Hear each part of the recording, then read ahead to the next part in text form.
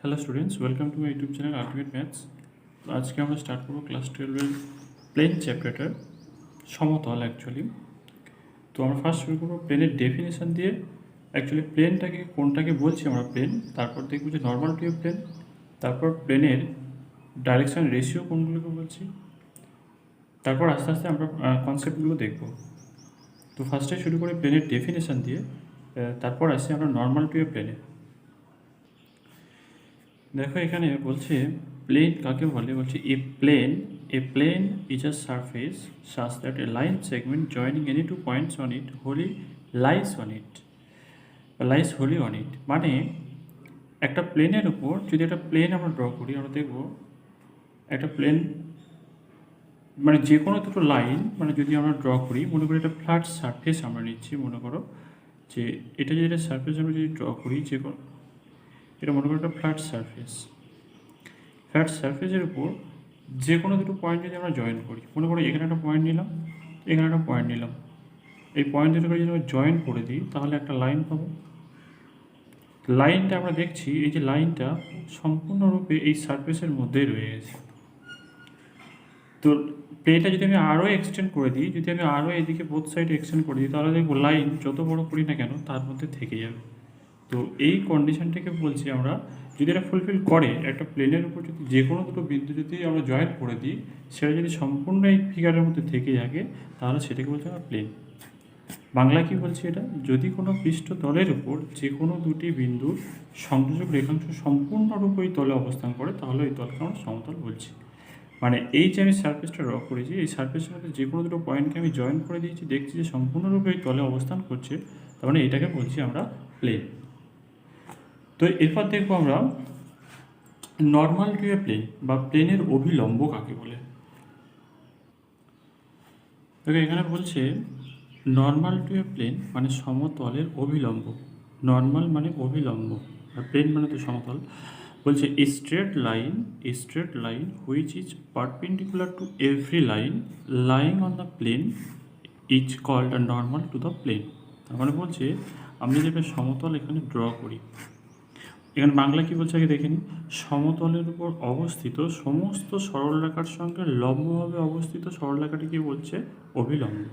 তার মানে দেখো আমি যদি একটা সমতল এখানে ড্র করি, দেখো একটা প্লেন বা সমতল সবসময় দেখতে এরকমই হয়। যদি এভাবে ড্র করি একটা প্লেনের উপর আমি মনে করছি যে অসংখ্য লাইন আছে। যদি মনে করি যে অসংখ্য লাইন আছে, তার মানে মনে করি এইভাবে অসংখ্য লাইন রয়েছে, যে কোনোভাবেই থাকতে পারে এই লাইনগুলো। তো প্লেনের উপর যখন অসংখ্য লাইন রয়েছে, আমরা এটাও জানি যে একটা প্লেন সবসময় একটা অভিলম্ব ভেক্টর ছাড়া চলতে পারে না। সেই ভেক্টরটা কেমন, সেই ভেক্টরটা হলো অভিলম্ব ভেক্টর। সেটা হলো যে এই সমতলের উপর লম্ব মানে জাস্ট এরকম হয়ে যাবে, এটাকে আমরা বলছি এন ভেক্টর। এই যে এন ভেক্টরটা আমরা পেলাম, এটাকে বলছি আমরা অভিলম্ব। কেন এটাকে অভিলম্ব বলছি না, প্লেনের উপর যত লাইন রয়েছে, দেখো এই যত লাইন আমি ড্র করেছি, সবগুলো লাইনের সঙ্গে এই এন ভেক্টরটা বা এই অভিলম্ব ভেক্টরটা এটা প্রত্যেকটার সঙ্গে পারপেন্ডিকুলার অভিলম্ব হয়ে যাবে। তার মানে এই লাইনটা যদি আমি পার্টিকুলার ধরি, একে যদি আমি নাম দিই এবি, তার মানে এবি একটা ভেক্টর পেয়ে যাবো। এই লাইনটাকে আমি কি বলবো, এবি ভেক্টর। এখন এবি ভেক্টর আমরা এটা বলছি যে কোনো লাইনের সঙ্গে এন ভেক্টরটা লম্ব, তার মানে এই অভিলম্ব ভেক্টরটার সঙ্গে এই এবি ভেক্টরটা লম্ব। যদি এবি ভেক্টরটা লম্ব হয়, আমরা ভেক্টরের ডেফিনেশন থেকে এটা বলতে পারি যে এদের দুজনের মধ্যে ডট প্রোডাক্টটা জিরো হয়, তার মানে n dot a b equal to zero. যদি আমরা মনে করি যে এটা এবি ভেক্টর হয়েছে, ঠিক আছে, যদি মনে করি এটা আমি যদি মনে করি সিডি, এই একটা পয়েন্ট এটা মনে করি সিডি, তার মানে এই সিডি ভেক্টরের সঙ্গে এই অভিলম্ব ভেক্টরটা লম্ব, তার মানে এদেরও ডট প্রোডাক্টটা কত হয়ে যাবে, জিরো। তার মানে আমি যদি এখানে লিখি N dot CD this is equals to হয়ে যাবে জিরো। মানে যে কোনো লাইন, যে কোনো সরলরেখা যেটা কিনা সমতলের উপর অবস্থিত, সেইটা এন ভেক্টরের সঙ্গে যদি ডট প্রোডাক্ট করি, সেটা জিরো আসে। তার মানে অভিলম্ব ভেক্টরের সঙ্গে প্লেনের উপর যে কোনো লাইনের ডট প্রোডাক্টটা জিরো। এটা ছিল মোটামুটি প্লেনের নর্মাল ভেক্টর। তো নর্মাল ভেক্টরটা খুবই দরকারি, অঙ্ক করতে গেলে সব জায়গায় লাগবে। তো এরপর আসছি আমরা প্লেনের ডাইরেকশন রেশিও। দেখে এখানে লিখেছি সাধারণ সমীকরণ এবং সমতলের দিক অনুপাত। এটা জানার আগে আমরা একটা জিনিস জেনে নেব, সেটা দেখো 2Dতে ক্লাস ইলেভেনে 2Dতে আমরা সরল রেখার সমীকরণ, সাধারণ সমীকরণ দেখে এসেছিলাম। সেটা কেমন ছিল? সেটা ছিল ax plus by plus c equal to 0, এই ফর্মে ছিল। যদি এক্সাম্পল নিই কেমন হতো, 3x প্লাস 2y, এখানে মনে করো নিলাম আমি -4 ইকুয়াল টু 0। তাহলে 2Dতে সরলরেখার সমীকরণ এরকম হয়। এখন 3Dতে সরলরেখার সমীকরণ কেমন হয় আমরা এটাও দেখেছি ক্লাস 12-এ। 3Dতে সরলরেখার সমীকরণ হয়, 3Dতে সরলরেখার সমীকরণ হয় x minus x1 by a, y minus y1 by b, this is equals to z minus z1 by c। যদি এই ফর্মে থাকে তাহলে 3Dতে ক্লাস 12-এ আমরা বলবো যে এটা সরলরেখার সমীকরণ, আদারওয়াইজ আমরা এটা সরলরেখা বলতে পারবো না। 2D যদি হয়, ক্লাস 11-এর কথা যদি আমরা চিন্তা করি, যদি 2D হয় তাহলে সরলরেখা আমরা এটা বলবো। 2Dতে সরলরেখা মাত্র এই ফিগার এরকম হবে, 3Dতে সরলরেখা মাত্র ফিগার এরকম হবে। এখন 3Dতে প্লেনের সমীকরণটা কেমন হবে? 3Dতে প্লেনের বা সমতলের সমীকরণ, সাধারণ সমীকরণটা হলো 3Dতে এটা হচ্ছে স্ট্রেট লাইন, স্ট্রেট লাইন, এটাও করে দিলাম স্ট্রেট লাইন।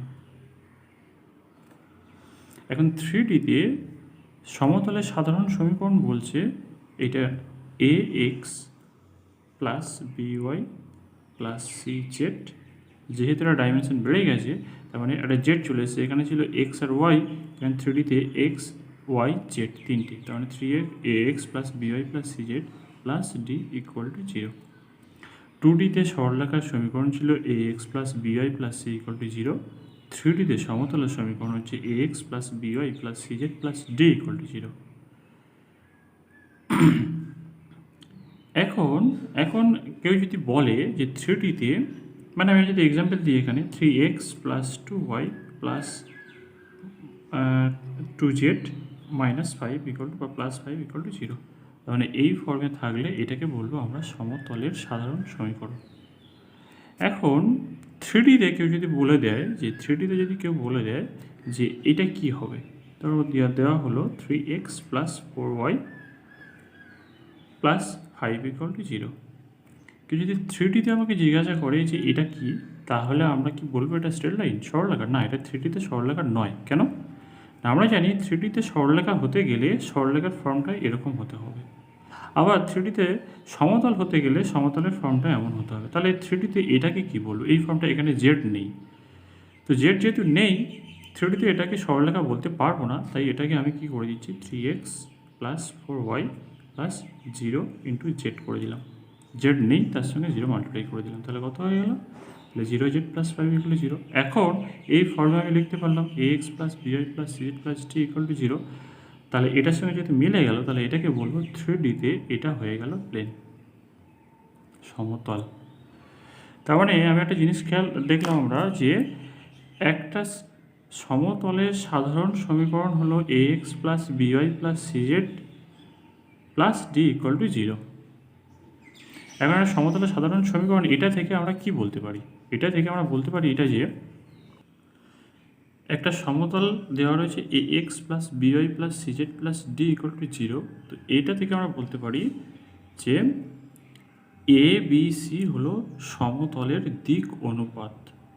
সমতলের দিক অনুপাত, যেমন এ বি সিটাকে বলছি আমরা সমতলের দিক অনুপাত। আমরা দিক অনুপাত পড়ে এসেছি, ডাইরেকশন রেশিও চ্যাপ্টার ছিল আমাদের এর আগে। তো যেহেতু এটাকে আমরা সমতলের দিক অনুপাত বলছি, এ বি সি, যেখানে এ হলো এক্সের সহগ, বি হলো ওয়াইয়ের সহগ, আর সি হলো জেডের সহগ। তার মানে এক্স ওয়াই জেডের সহগগুলোকে আমরা বলছি সমতলের দিক অনুপাত। এখন সমতলের দিক অনুপাত মানে যা সমতলের অভিলম্বের দিক অনুপাত তাই। তার মানে সমতলের দিক অনুপাত ইকুয়াল টু সমতলের উপর অবস্থিত অভিলম্ব ভেক্টরের দিক অনুপাত। তার মানে অভিলম্ব ভেক্টরের দিক অনুপাত কী কী হবে? এ বি সি, যেহেতু এ বি সি হলো সমতলের দিক অনুপাত আর দিস ইকুয়াল টু সমতলের উপর অভিলম্ব ভেক্টরের দিক অনুপাত, তার মানে এবিসি হলো সমতলের উপর অবস্থিত অভিলম্ব ভেক্টরের দিক অনুপাত। তার মানে এন ভেক্টর, আমরা তো অভিলম্ব ভেক্টরটাকে এন ভেক্টর দিয়ে ডিনোট করি, তার মানে এন ভেক্টরটার দিক অনুপাত, এটা দিক অনুপাতকে আমরা জানি যে এইভাবে লিখতে হয়, তাহলে দিক অনুপাতটা হয় এরকম এবিসি। আবার আমরা এটাও দেখে এসেছি যে একটা ভেক্টরের, নর্মাল ভেক্টরের বা অভিলম্ব ভেক্টরের কোনো একটা ভেক্টরের যদি দিক অনুপাত আমরা জেনে যাই, তাহলে সেই ভেক্টরটা আমরা লিখতে পারি। যেমন এখানে আমরা যদি লিখি যে এন ভেক্টর, তাহলে অভিলম্ব ভেক্টর ইকুয়াল টু কত হবে? একটা সমীকরণ দেওয়া রয়েছে ax প্লাস বিআই plus Z plus T equal to 0, সেখান থেকে আমাকে বলতে হবে যে অভিলম্ব ভেক্টরটা কত হবে। তাহলে আমরা কী করে ফাইন্ড আউট করলাম? প্রথমে দেখলাম যে এন ভেক্টরের দিক অনুপাতটা বার করে নিলাম। এন ভেক্টর মানে অভিলম্ব ভেক্টর, অভিলম্ব ভেক্টরের দিক অনুপাত মানে সমতলের দিক অনুপাত। আমরা জানি সমতলের দিক অনুপাত মানে এক্স ওয়াই জেডের সহগগুলো হলো এবিসি, আর এটাই হলো সমতলের দিক অনুপাত। তার মানে অভিলম্ব vector this equals to N vector, this equals to কত হবে? এ এর সঙ্গে আই ক্যাপ, এর সঙ্গে জে ক্যাপ, এর সঙ্গে কে ক্যাপ, তার মানে a i cap plus b j cap plus c k cap. এইটা হলো আমার অভিলম্ব ভেক্টর। তার মানে এটা সিম্পল একটা ইকুয়েশন থেকে আমরা কোনো একটা ভেক্টরের অভিলম্ব ভেক্টর ফাইন্ড আউট করতে পারবো বা অভিলম্ব ভেক্টরের দিক অনুপাতগুলো বার করতে পারবো। তো আমি একটা সমীকরণ নিচ্ছি, ধরো এক্সাম্পল 1। মনে করো একটা সমীকরণ নিচ্ছি আমি, 3x plus 4y plus 5z plus 6 equal to 0। বলা হলো যে এই সমতলের সমীকরণ থেকে আমাকে অভিলম্ব ভেক্টরের দিক অনুপাতটা বের করে দেখাও। তাহলে অভিলম্ব ভেক্টরের দিক অনুপাত কত হবে? এন ভেক্টর ইকুয়াল টু, আমরা দেখতে পাচ্ছি ক্লিয়ারলি এক্স এর সহগ কত? এক্স এর সহগ 3, কোএফিসিয়েন্ট অফ ওয়াই কত? Coefficient of y equal to 4, আর কোএফিসিয়েন্ট অফ জেড, জেডের সহগ হলো 5। তার মানে এন ভেক্টরটা হয়ে গেল আমার 3, 4, 5। তো এখান থেকে ক্লিয়ারলি আমরা অভিলম্ব ভেক্টরটা ফাইন্ড আউট করতে পারবো। অভিলম্ব ভেক্টরটা কত হবে? যে অভিলম্ব ভেক্টর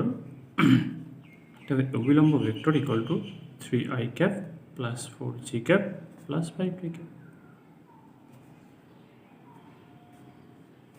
তার মানে সিম্পল একটা সমতলের সমীকরণ থেকে আমরা একটা অভিলম্ব ভেক্টর ফাইন্ড আউট করে ফেললাম।